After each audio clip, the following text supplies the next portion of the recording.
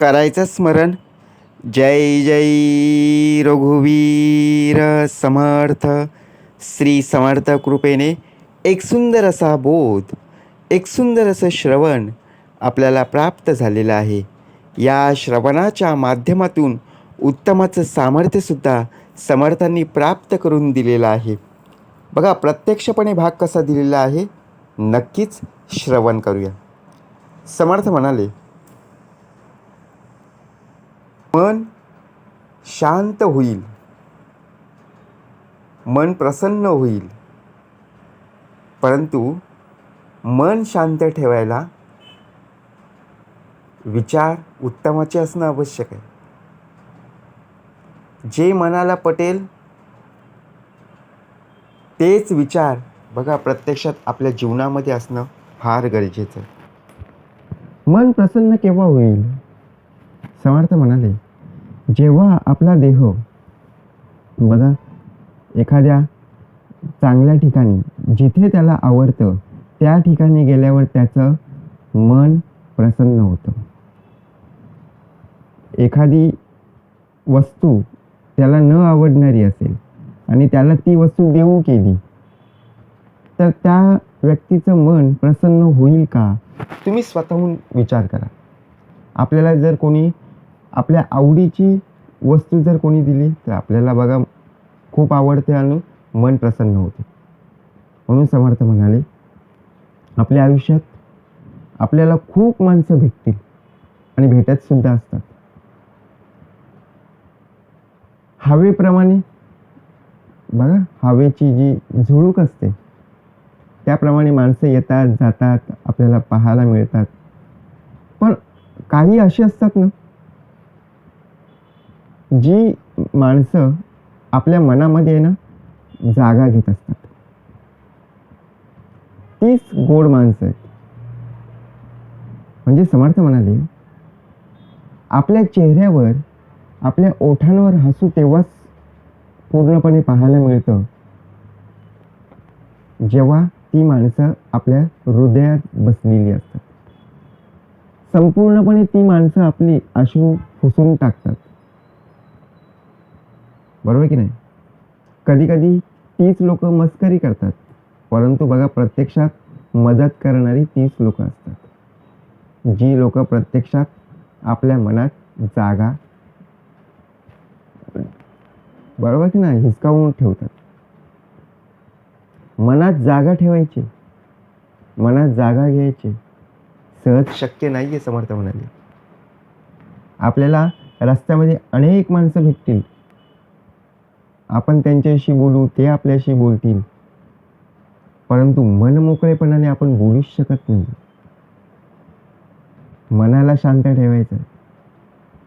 समर्थ म्हणाले, कुणाच्याही समोर जर आपण बोलत गेलो तर आपलं मन शांत होणार नाही. उलट त्यांचं ऐकून आपलं मन बघा, त्यांचं ऐकून आपले कान भरतील आणि मन दुखावेल. लक्षात ठेवा, काहींच्या आयुष्यात काही काळ सुखाचं दिवस पाहायला मिळतात, तर काहींच्या वाट्याला बघा प्रत्यक्षात दुःखाचे भोग अनुभवायला पाहायला मिळत असतात. म्हणून समर्थ म्हणाले, परिस्थिती प्रत्येकाला पाहायला मिळते. कधी चटके देणारी असते, कधी हादरवणारी असते, परंतु अशा वेळी आपला आत्मविश्वास घाबरून चालणार नाही. तिथे आपला देह डगमगता कामा नये. सुखदुःख हा प्रत्येकाच्या वाटेला आलेला क्षण असतो. बरोबर की नाही? त्यावेळेला बघा शांत राहून शांत डोक्याने विचार करणं फार गरजेचं आहे.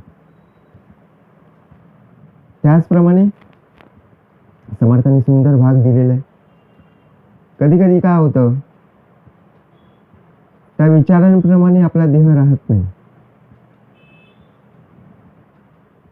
समर्थ म्हणाले, आपला देह इतरांशी बोलत असताना सहजपणे बोलून जातो, परंतु ज्या व्यक्तीसमोर आपण बोललेलो आहोत ना, ती व्यक्ती आपल्याला काडीचीही किंमत देत नाही. समर्थ म्हणाले, मग आपण त्या व्यक्तीसमोर काय मांडलं काय बोलून गेलो की जेणेकरून बघा प्रत्यक्षात आपली किंमत कमी झाली. आपल्याला कोणत्या लोकांशी बघा मनमोकळेपणाने बोलायचं आहे. जी लोक उत्तम प्रकारे आपल्याला त्या प्रश्नाचं उत्तर देतील, आपल्या विचारांशी ठाम राहतील, अशा व्यक्तींशी बघा आपल्याला जवळीक निर्माण करायची. परंतु आत्ता जर आपण विचार करायला गेलो तरी सुद्धा आपल्या मनामध्ये आता शांतता नाही आहे. आपण ऐकतोय, बोलतोय, तरी सुद्धा बघा मनात अजून काहीतरी घुटमळत आहे. म्हणून समर्थ म्हणाले, प्रत्येक व्यक्तीची कदर करा, कारण हा जन्म पुन्हा मिळणार नाही.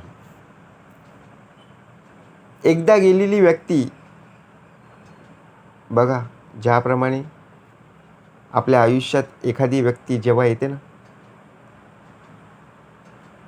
उत्तम रीतीने जन्माला येते आणि शेवटचा दिवस बघा, ती व्यक्ती जेव्हा निघून जाते ना, तेव्हा ती व्यक्ती आपल्याला आयुष्यात कधी पुन्हा भेटणार नाही. म्हणून गेलेली वेळ पुन्हा येत नसते. या वेळेमध्येच आपल्याला उत्तम रीतीने कार्य करायचं आहे. एखादा आजार असेल, तो आजार येतो, औषध घेतले, गोळ्या घेतल्या, बरा होतो, पुन्हा येतो, पुन्हा जातो. परंतु मानसिक आधार आहे ना, हा औषधाने बरा होत नाही. दिलेला शब्द उत्तम रीतीने पार पाडायचा आहे. त्यासाठी माणुसकी असणं फार गरजेचं आहे आणि आधार असणं तो म्हणजे माणुसकीचा, मनुष्य देहाचा आधार हवा आहे. कारण पशुपक्षी गुणवंत त्यास कृपा करी ती समर्थ. समर्थ म्हणाले, आपला आधारच संपूर्णपणे हिरावून घेतलेला आहे. कारण मनुष्य देहाच्या मनामध्ये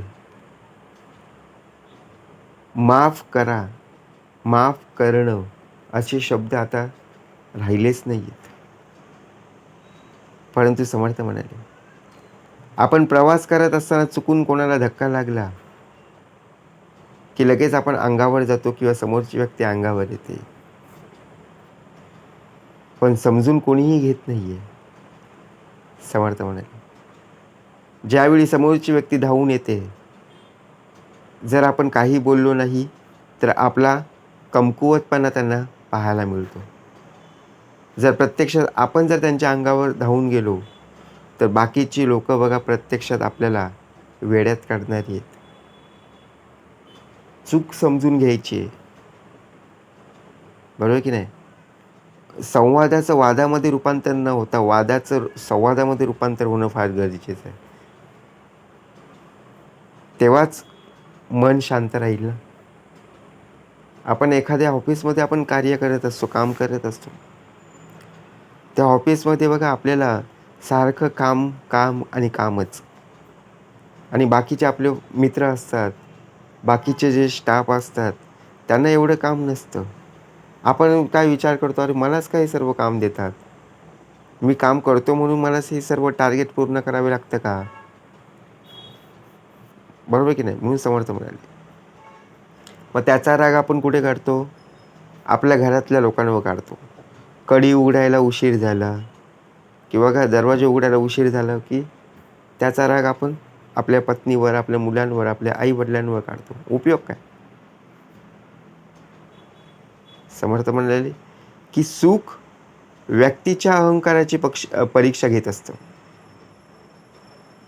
तर दुःख व्यक्तीच्या संयमाची.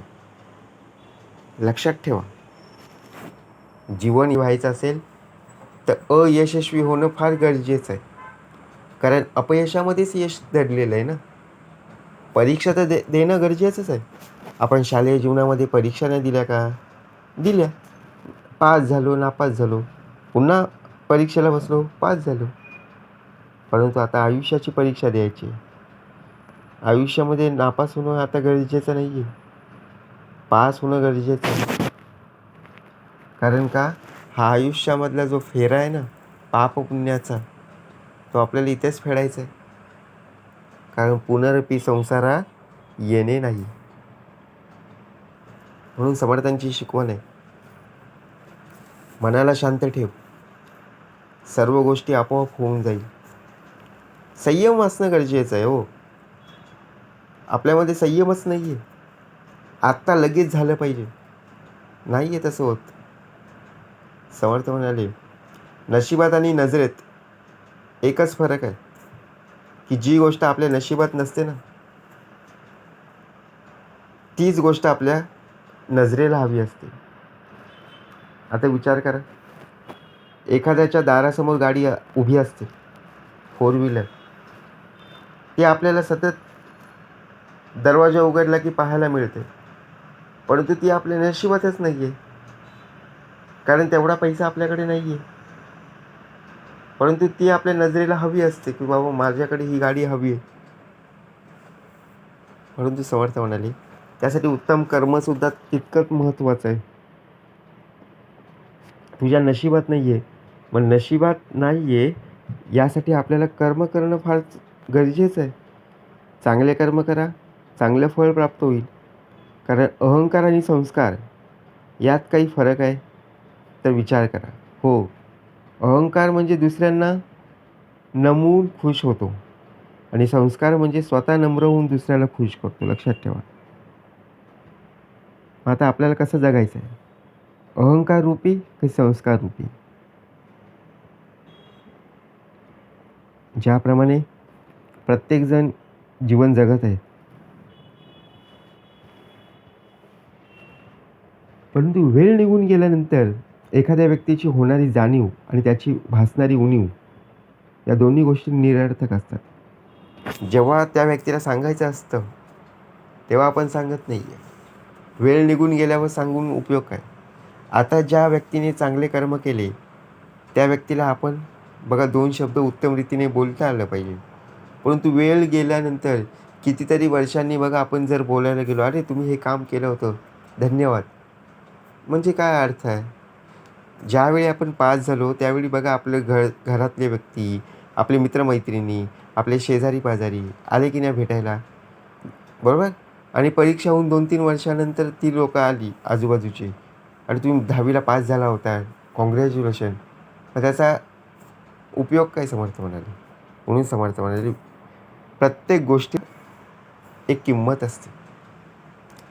त्याची जाणीव, त्याची उणीव आपल्याला पाहता आली पाहिजे. बरोबर की नाही? लक्षात ठेवा, आयुष्यात कुठलीच गोष्ट ही कायमची नसते. का असते? आपला देहच कायमचा नाही आहे. हा नाशिवंत आहे. आज आहे तर उद्या नाही आहे. म्हणून मोठेपणा हा असा गुण आहे ना, जो पुस्तकी ज्ञानाने नाही तर संस्काराने प्राप्त होत असतो. संस्कार कसे असावे? समर्थ म्हणाले, ज्याप्रमाणे परक्यांना आपलं बनवणं तेवढं अवघड नसतं, पण जेवढं आपल्या माणसांना आपलं करणं किंवा आपलं म्हणून टिकून ठेवणं फार गरजेचं आहे. कारण बघा, एखादी परकी व्यक्ती जेव्हा आपल्याला भेटते तेव्हा आपण त्यांच्याशी मनमोकळेपणाने बोलतो आणि लगेच आपण बघा मित्रत्वाचं नातं आपण तयार करत असतो. परंतु आपल्या माणसांना आपलं म्हणून टिकवणं फार वेळ लागतो. कारण काय असतं, की समोरची व्यक्ती विश्वास ठेवेल की नाही हे माहीत नसतं. परकी व्यक्ती एक वेळेला आपल्यावर विश्वास ठेवेल, परंतु आपलेच नातेवाईक किंवा आपले शेजारी-पाजारी किंवा आपलेच मित्र-मैत्रिणी आपण सांगण्यावर किंवा आपल्या बोलण्यावर लगेच विश्वास ठेवणार नाही. म्हणून समर्थ म्हणाले, मन मोकळेपणाने राहा, मन मोकळेपणाने जग आणि उत्तम रीतीने बघा, मन शांत ठेवून उत्तम रीतीने कार्य करण्याचा प्रयत्न कर आणि जीवनात आनंदी राहा. जय जय रघुवीर समर्थ.